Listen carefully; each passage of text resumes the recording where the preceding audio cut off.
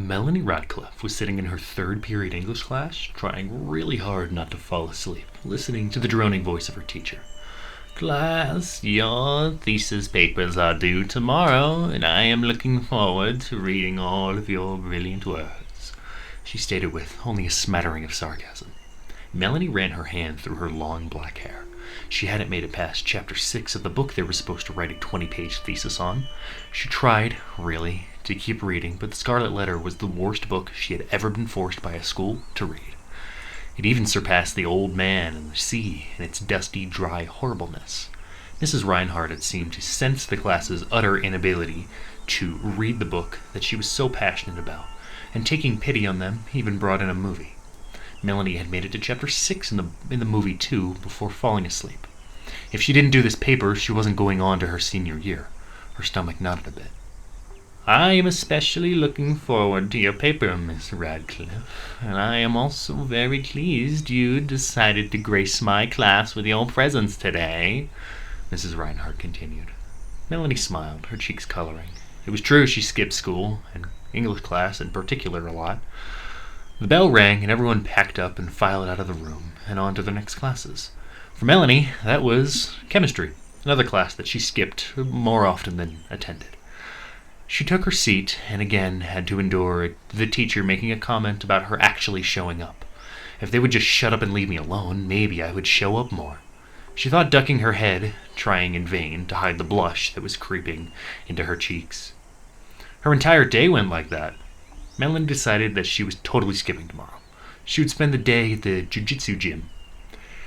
It was the only place that no one would give her any shit. Melanie hit the front door of the apartment that she shared with her mother and found the note on the table. "Hi, honey, I'm working late tonight. Dinner's in the fridge. Love, Mom." Melanie sighed. She heated up the food that her mother had left her and pulled open The Scarlet Letter. She didn't make it very far. She ran her hands into her hair. She was going to fail her junior year, all because of this damn book. Melanie walked into the living room and settled in front of the TV. She fell asleep and only woke up when her mom's keys hit the door. Moving quietly, she ran up to her room. She didn't want to hear about how she should have been in bed already. Chapter 2. Melanie walked briskly next to her English teacher as she was being escorted down to the principal's office. The office ladies gave her stern looks over the reading glasses as she was ushered past. Melanie watched him as he dialed her mother's number. Her stomach knotted, her face drained of all color. She knew this was going to suck, and she had decided while standing in front of her bathroom mirror this morning to try and not avoid it by going to the gym, but to face it head on and get the worst of it over with. Her mother arrived, and Melanie didn't miss the disappointed look she threw her direction.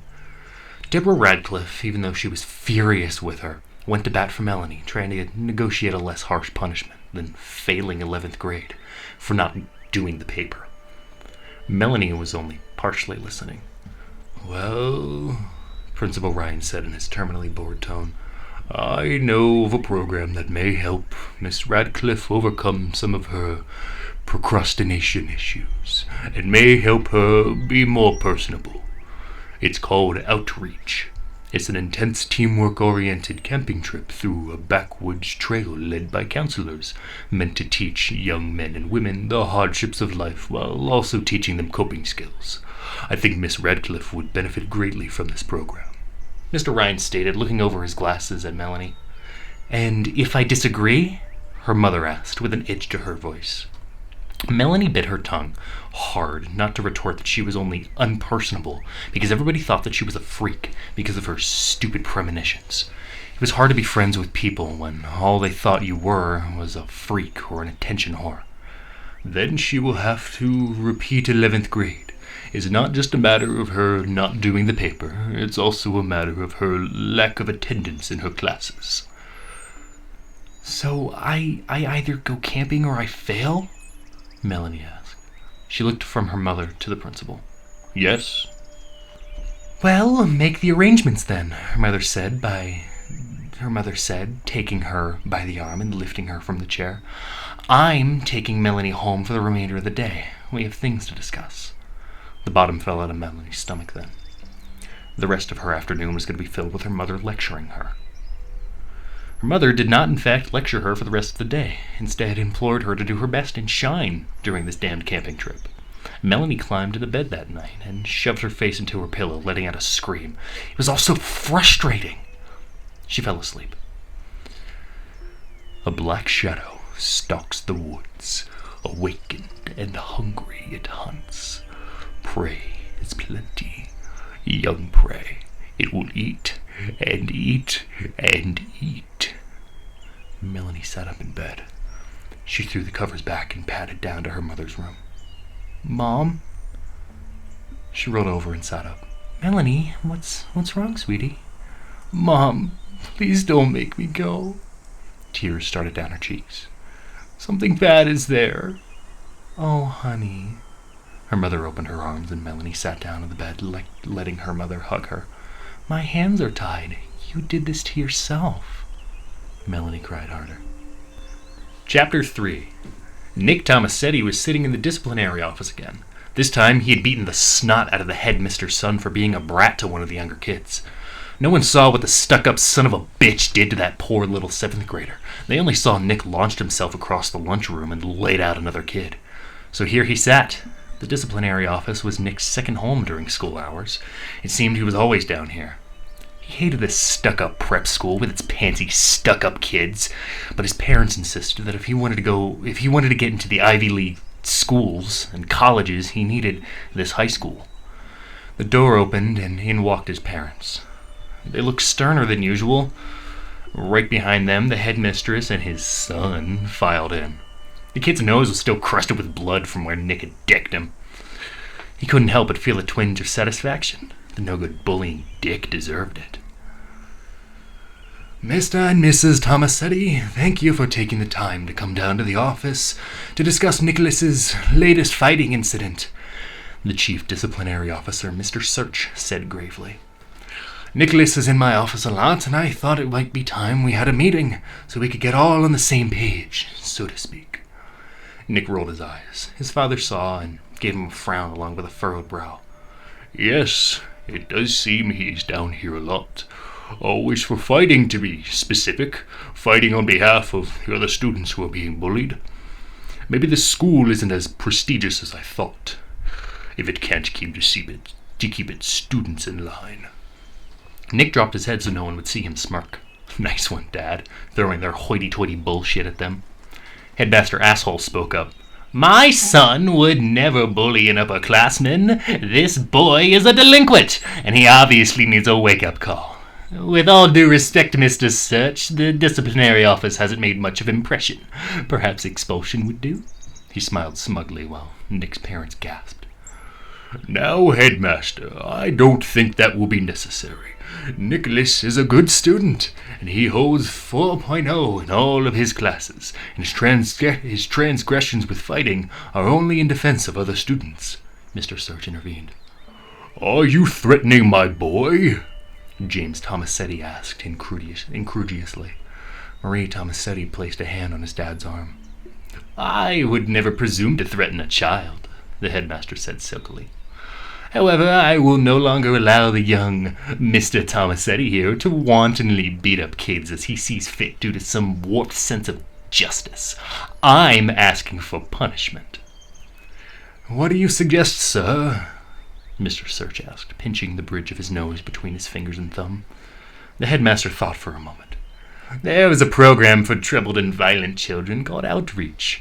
It is an intense teamwork-oriented camping trip through a backwoods trail led by counselors meant to teach young men and women the hardships of life while also teaching them coping skills.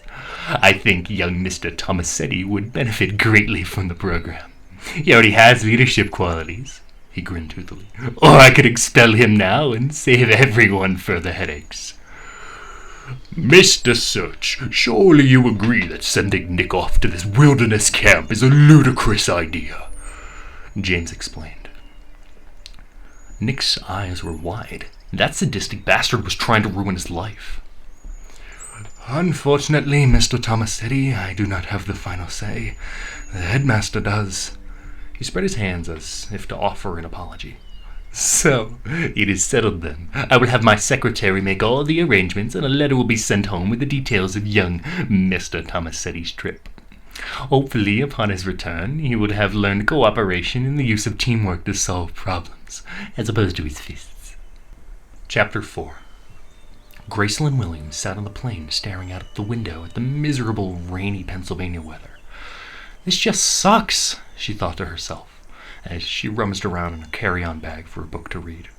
Opening up a dime store romance novel, she got on the drive to the airport.